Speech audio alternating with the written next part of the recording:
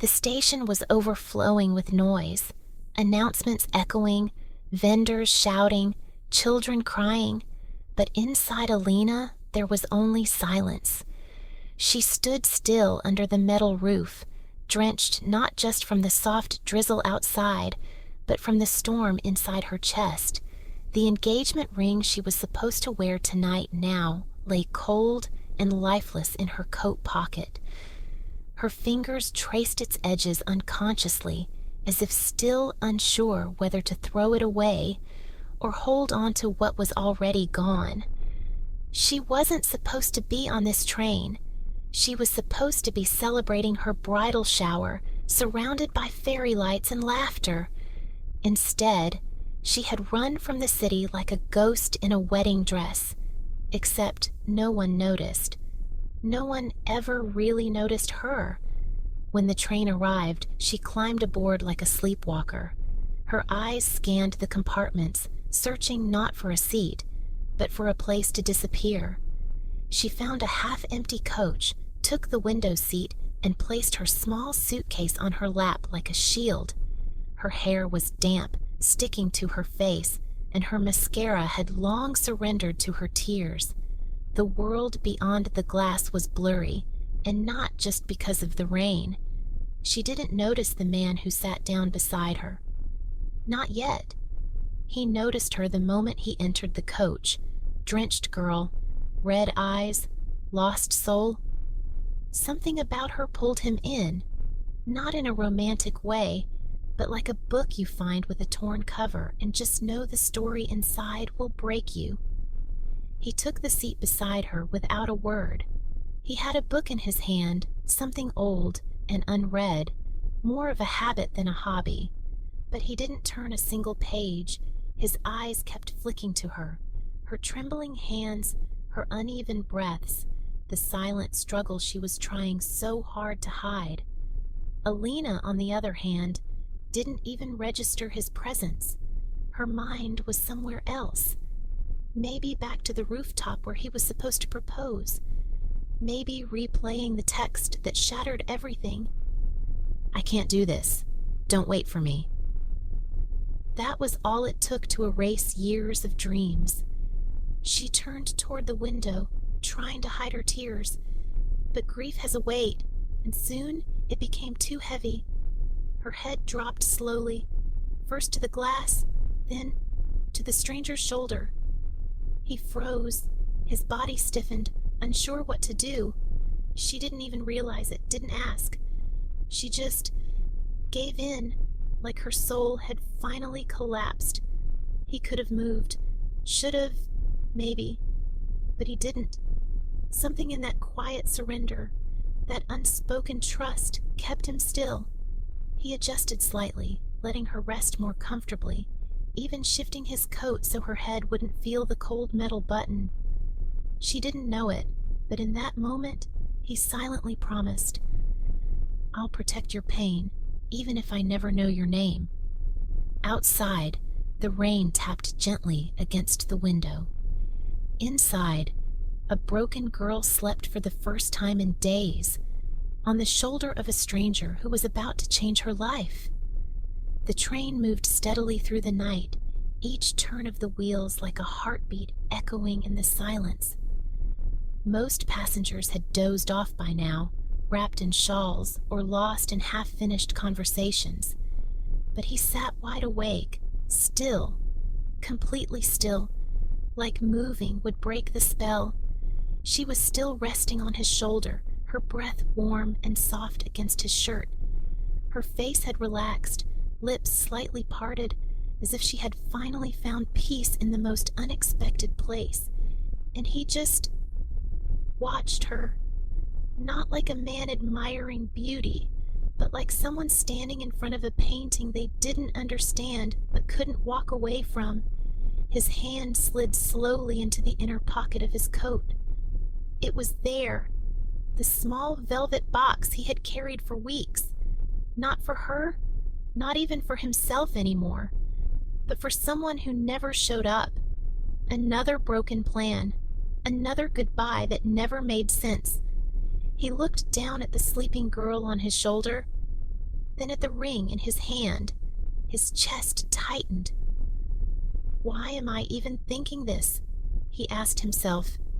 I don't even know her name.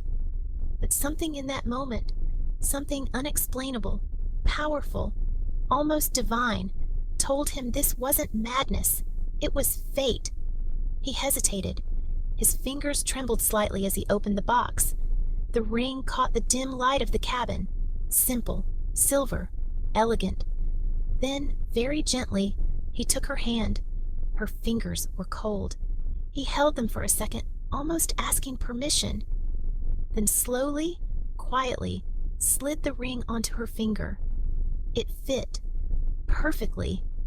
A soft gasp came from a seat nearby. An old lady clutched her chest in disbelief. A teenage girl across the aisle pulled out her phone, silently recording. One by one, the few people who were still awake turned toward the quiet miracle unfolding in front of them. But he didn't look at any of them. His eyes were only on her. He didn't want attention. He just wanted something to feel real again. The first thing she noticed wasn't the sunlight. It was the warmth of his shoulder.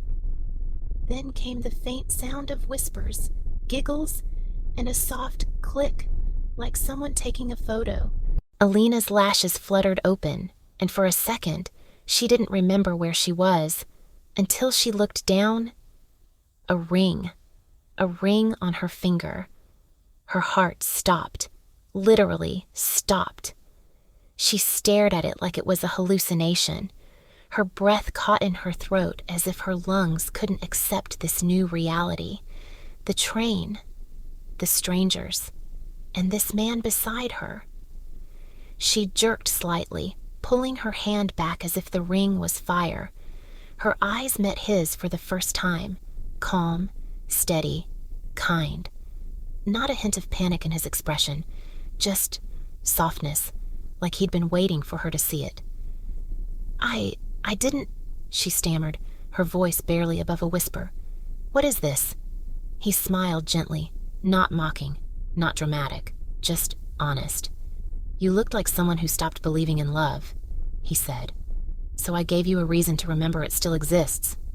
She blinked. Once, twice. You put this on me? He nodded, no shame. I don't even know your name, he admitted. But when you cried in your sleep, I saw every piece of my own heart in you. And for some reason, I knew. You weren't meant to be alone tonight. Alina couldn't speak, couldn't even think. Her tears returned, but this time, they weren't from pain. They were from confusion, shock, and something scarier, hope. Around them, the murmurs had grown. A woman softly said, That's the most beautiful thing I've ever seen. A man chuckled.